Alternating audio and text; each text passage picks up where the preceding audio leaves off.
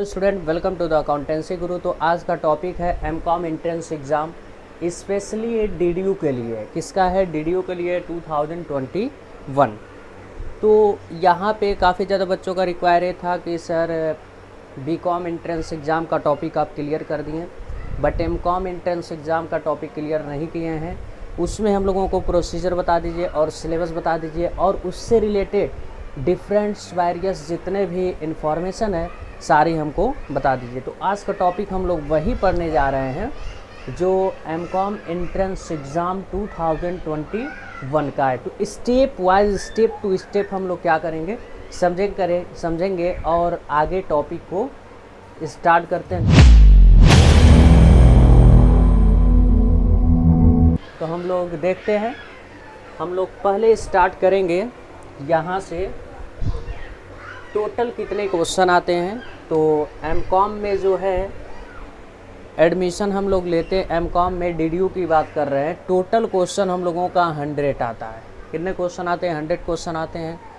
Mark question, एक question हम लोगों का जो है 2 नंबर का है, यानी टोटल हम लोगों का कितने नंबर का होगा?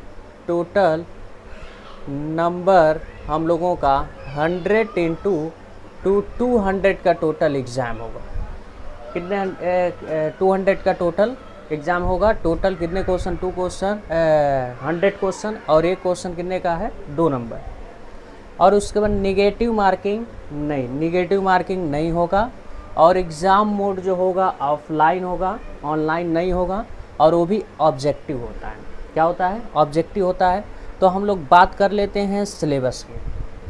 तो जैसे इसमें क्या होता है, एमकॉम में जो भी बच्चे एडमिशन लेना चाहते हैं तो कन्फ्यूज़न ये रहते हैं कि किससे BCom first year second year, क्या तीनों से आएगा या किसी एक से आएगा। तो आप लोगों को हम कॉन्सेप्ट क्लियर कर दें। यहाँ पे आप लोग BCom first second and third 3 साल पढ़े होते हैं, तो केवल फर्स्ट एंड सेकेंड से आता है। जैसे हमारा एक पर्सनल अनुमान ये देखता है, जैसे 5-6 साल से हम देखते हैं एमकॉम का केवल बीकॉम फर्स्ट ईयर और सेकेंड ईयर से आता है, थर्ड ईयर से नहीं आता है। थर्ड ईयर का आता है तो वही कारपोरेट का आता है, ठीक है। कारपोरेट से वही शेयर वर्क थोड़ा सा आ जाता है, 1-2 क्वेश्चन, लेकिन बहुत हमें बीकॉम थर्ड ईयर का सिलेबस पढ़ने की ज़रूरत नहीं है, फर्स्ट ईयर और सेकेंड ईयर पढ़ने की ज़रूरत है। अब सर क्या क्या आता है वो चीज़ें देख लेते हैं, ठीक है। तो हम आप लोगों को समझाने का प्रयास करते हैं, आप लोग समझेंगे। बीकॉम फर्स्ट ईयर में जो 6 पेपर आप लोग पढ़े हैं, financial accounting, business statistic, management, business communication, economic theory और मनी एंड फाइनेंशियल सिस्टम, ये चीज़ें आप लोग पढ़े हैं, ठीक है। इससे आप लोगों का पूछेगा। और उसके बाद बीकॉम सेकेंड ईयर पे आ जाते हैं। Cost accounting, income tax, business regulatory framework, company law, business environment, fundamental of entrepreneurship. तो यानी 6-6-12 टोटल हमें 12 पेपर पढ़ना है। और आप लोगों को 100% बता दें यहीं से आता है और कहीं से नहीं आता है, ठीक है। तो हम आप लोगों को बता दें, जैसे बीकॉम में आप लोग एंट्रेंस एग्ज़ाम के लिए एंट्रेंस एग्ज़ाम दिए थे, वो टफ़ होता है। किससे? एमकॉम से। एमकॉम का बहुत आसान है, क्योंकि यहाँ पे जो भी 100 क्वेश्चन आएगा आप लोगों से पेपर से रिलेटेड आएगा, कॉमर्स के पॉइंट ऑफ व्यू आएगा, ठीक है। कोई जनरल जीके, मैथ, इंग्लिश कुछ नहीं आएगा, ठीक है। केवल आप लोगों का जो पढ़े हुए हैं ग्रेजुएशन में BCom first year second year, उसी से पूछेगा, ठीक है। तो अब यहाँ पर आप लोग लास्ट तक वीडियो देखिएगा, लास्ट तक बहुत सारी चीज़ें हम बताने वाले हैं, ठीक है, जो आप लोग नहीं जानते हैं। तो ये हम लोगों का हो गया। और एप्लीकेशन हम लोगों का फिल करने का स्टार्टेड जो डेट है 3/5/2021 से स्टार्ट हो गया है, और लास्ट डेट क्या है? 30/6/2021 है, लास्ट है। और एक एक्सपेक्टेशन लगाया जा रहा है कि एग्ज़ाम कब होगा? 22/7/2021, ठीक है। तो आप लोग कहेंगे सर हम बीकॉम थर्ड ईयर का भी पेपर नहीं दिए, रिजल्ट नहीं आया, क्या पहले ही एंट्रेंस हो जाएगा? हो सकता है, ठीक है। इससे आपको नहीं करना है, जो भी हम लोगों का गाइडलाइन आता है हम लोग देख लेंगे कब होगा पेपर, बट उससे पहले पेपर हो सकता है, ठीक है। अब यहाँ पे देखते हैं, अब जो एप्लीकेशन हम लोग फॉर्म भरने जाते हैं तो उसकी फ़ीस क्या है। जनरल ओबीसी का 800 है, ठीक है, जनरल ओबीसी का 800 है, एससी और एसटी का 600, ठीक।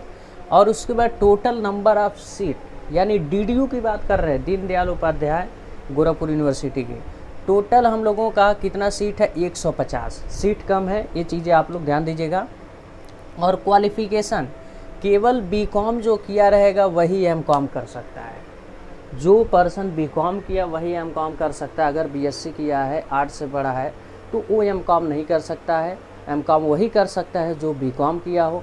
बट 11-12 में बायो या तो मैथ्स या तो आर्ट्स साइंस कुछ भी रहता है वो बीकॉम कर लेता है। बट इसमें क्या होता है, केवल बीकॉम ही जो पर्सन है जो क्वालिफाई किया वही क्या कर सकता है, एमकॉम कर सकता है। तो अब हम लोग आगे आते हैं। तो अब थोड़ी सी बात कर लेते हैं रिजर्वेशन की। रिजर्वेशन की बात कर लेते हैं। जैसे रिजर्वेशन को हम लोग डिवाइड किए हैं वर्टिकल रिजर्वेशन, EWS रिजर्वेशन और हॉरिजेंटल रिजर्वेशन, ठीक है, और वेटेज, ठीक है। तो अब यहाँ देखिए रिजर्वेशन में पहला वर्टिकल है। रिजर्वेशन सीट रिजर्वेशन कर दिया गया है। SC का 21% और ST का 2% और OBC का 27%, ठीक। और EWS का कितना मिलता है हम लोगों का छूट, रिजर्वेशन जो है 10% है, ठीक है। EWS जो इकोनॉमिक वीकर सेक्शन वाले जो हैं, जो ये सर्टिफिकेट अपने अपने तहसील से बनाया जाता है और जितने लोग जनरल वाले होते हैं वही लोग बनवाते हैं। और अगर आप जनरल कैटेगरी में आते हैं तो आप पता कर लीजिए, अगर बनने वाला है तो फॉर्म फिल करिएगा तो यस कर दीजिएगा, ठीक है। तो 10%। और हॉरिजेंटल में आते हैं, दिव्यांग जैसे डिसीज़ है वहाँ पर भी क्या मिलता है, रिजर्वेशन है।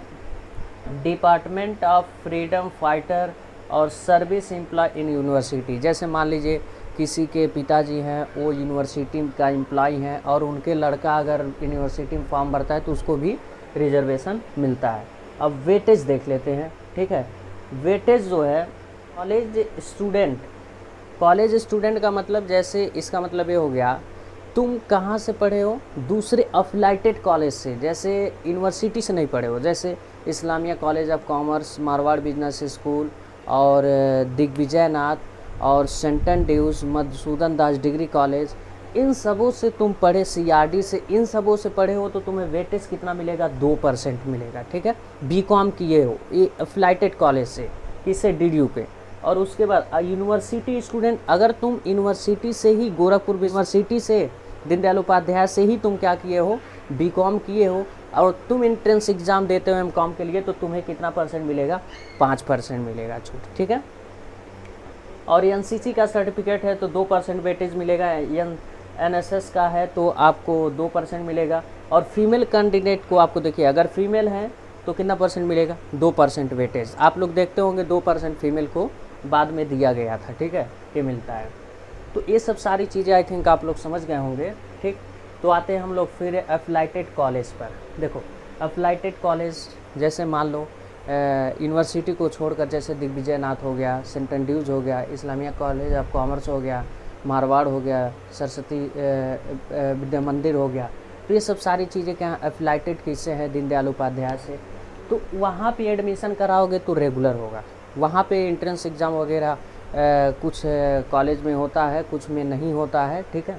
वहाँ पे रेगुलर होता है, ठीक है। और एग्ज़ाम जो होगा एनुअल होगा, ये चीज़ें ध्यान दीजिएगा। अगर तुम यूनिवर्सिटी से ना करके तुम उससे अफिलाइटेड कॉलेज से करते हो तो जो एग्ज़ाम होगा एनुअल होगा, यानी साल में 2 बार होगा पेपर, ठीक है, साल में 2 बार।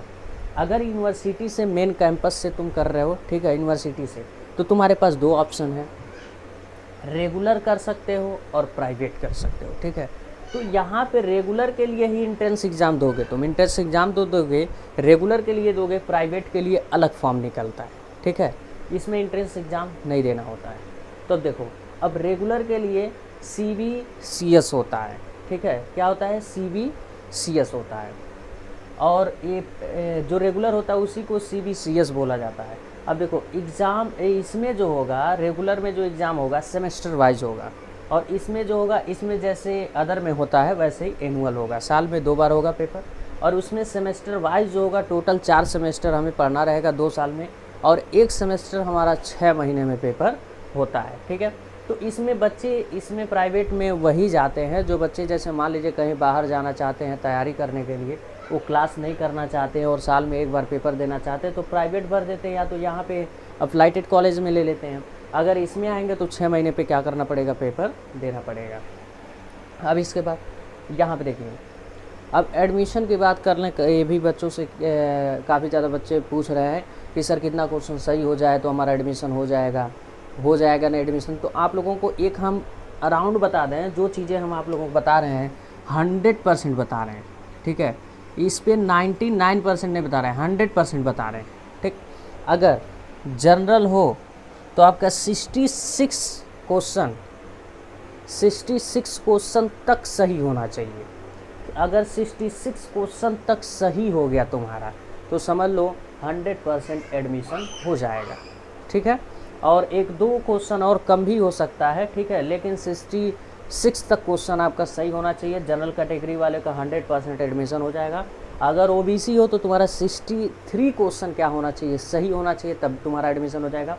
अगर एससी और एसटी हो तो तुम्हें 55 क्वेश्चन क्या होना चाहिए, करेक्ट होना चाहिए, तब आपका एडमिशन हो जाएगा, ठीक है। तो इसमें जो है बहुत इजी क्या है, एंट्रेंस एग्ज़ाम है, बहुत ज़्यादा कुछ नहीं है।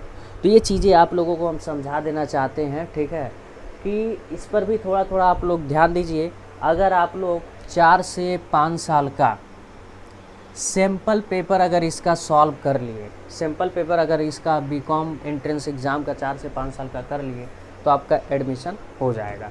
यानी 66 एबव क्वेश्चन सही हो जाता है अगर 4 से 5 साल का कर लिए सैम्पल, ठीक है। तो इस पे जो है हम वीडियो लेकर आएंगे, इसका जो है कम से कम 4 साल का तो हम करा ही देंगे, ठीक है। 4 साल का सैम्पल पेपर कराएंगे, आप लोग इसको देखेंगे, ठीक है, और आप लोगों का आसानी से एडमिशन हो जाएगा, हम गारंटी लेते हैं। 4 से 5 साल का हम इस पे सैम्पल पेपर सॉल्व करा के हम यूट्यूब पे वीडियो डालेंगे। तो हाँ, आप लोगों से एक सूचना है, आप लोग नए चैनल पे आए हैं तो सब्सक्राइब करें और ज़्यादा से ज़्यादा अपने दोस्तों के पास शेयर करें और बेल आइकन दबा देना ताकि न्यू वीडियो जाए इससे इन्फॉर्मेटिव से रिलेटेड, तो आप लोगों के पास नोटिफिकेशन चला जाए, ठीक है। तो आप लोगों को आई थिंक समझ में आ गया होगा। हम कल ही से चालू कर देंगे इसका वीडियो लाना, ठीक है।